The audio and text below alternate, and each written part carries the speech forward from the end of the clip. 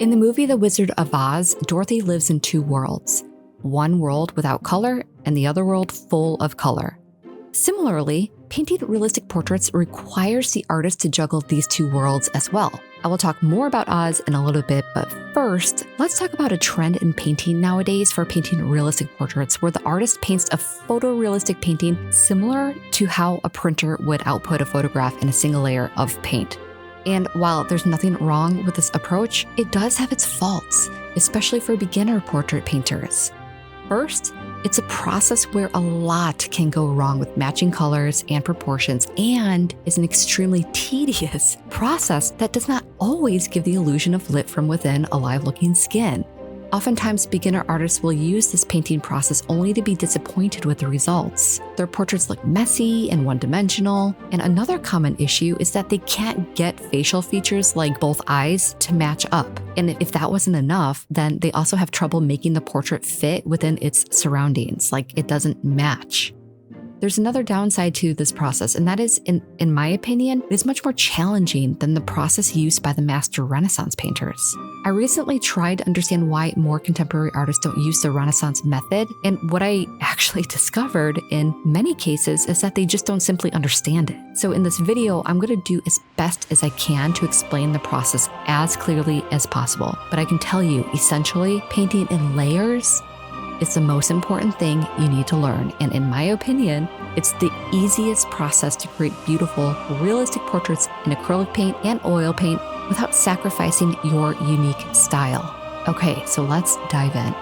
So have you ever seen this video of the artist Lillian Lee painting lifelike 3D aquariums with paint cast in resin? So what she's doing is painting a layer of a fish, letting it dry, pouring a layer of clear resin on top, letting it dry, and painting another layer of the fish. So after several layers of resin and paint, the fish appears to look three-dimensional. Yet, she's creating an optical illusion of form, since it's not actually 3D, but the fish does look like it is swimming in different depths. And another amazing thing is that it also appears to have that softness, like kind of that blurry effect that we can see in nature. And we're going to talk more about this in a little bit, but let's get back to the movie The Wizard of Oz. Let's imagine that we pause the movie on one of the scenes without color. If I were to paint this image, we would call this a monochromatic painting. Monochromatic means one color. The color that we see in The Wizard of Oz is not necessarily black and white, but more of a brown or umber color. So if I were to paint the scene, I would use one color of paint,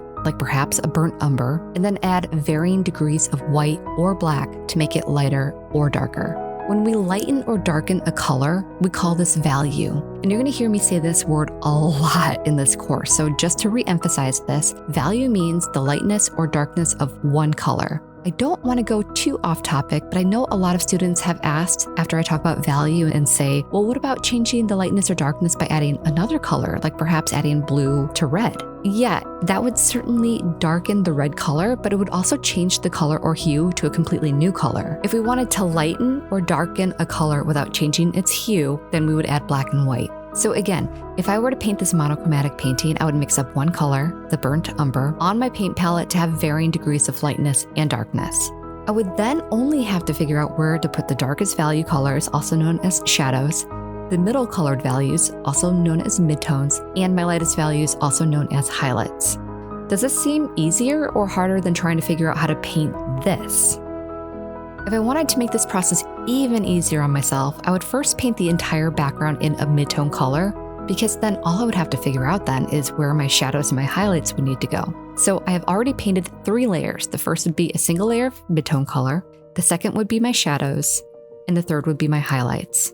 Now, I am saying layers because when I imply that there are layers of paint, I am implying that each of the paint layers has dried before adding paint on top.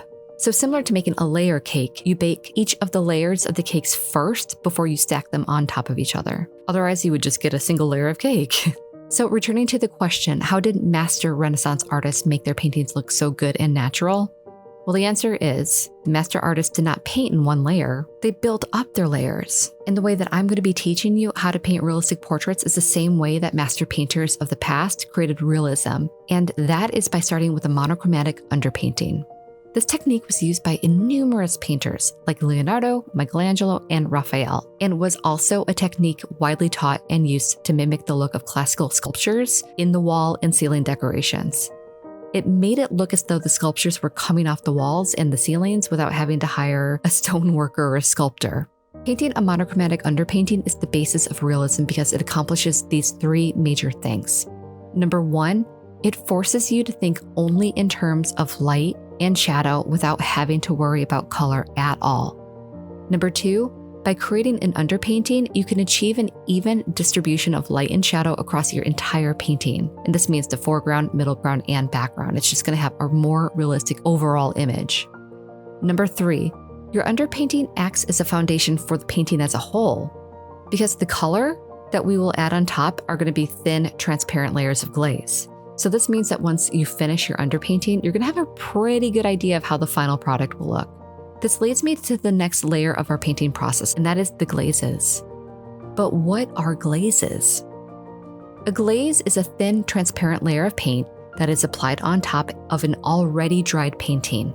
Glazes are built up in layers in order to create more depth and realism, and because each glaze is transparent, the colors underneath will shine through and affect the final color of the glaze.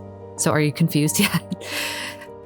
Let's go back to Lillian Lee's fish. Lillian was able to create realism in her work by physically separating each layer of paint with a resin epoxy. The slight separation between each layer of paint allows light to bounce off the painting in a way that creates dimension. When we look at Lillian's fish, we can see the different colors because the light is reflecting off the painting in different ways, based on how deep or how shallow each layer of paint is.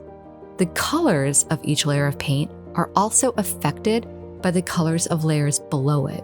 Lillian Lee's work makes use of the optical illusion stereopsis, or binocular vision.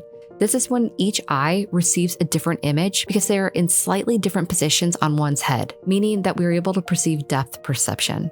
When creating a 3D resin painting, as Lillian does, or when we paint using a layered process like we are using and the masters used, we are essentially tricking our brains into seeing something that doesn't physically exist in real life. Yet, we will not have to repaint our painting every single time we add a new layer of glaze.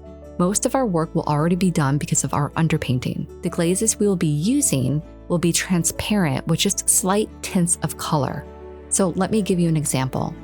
So let's pretend we finished painting our monochromatic underpainting of this Wizard of Oz scene, and now we want to transform it into a world of color. After this monochromatic painting has dried, we will begin to add our first layer of colored glaze. The key is to be patient enough to let every layer of glaze dry in between applications, and this way you can see the colors of the layers below it, achieving a similar effect that Lillian does with the stereopsis illusion. So I know it may seem like a lot, but don't worry if you're not fully grasping it yet. We're only at the very beginning, and this is only an introduction. We're going to be covering all of this more in depth as we move forward, but for now, understanding the basics of layering is the most important thing. Because when you progress through the lessons, each one is going to help you fit another puzzle piece into the puzzle of how the painting process works together.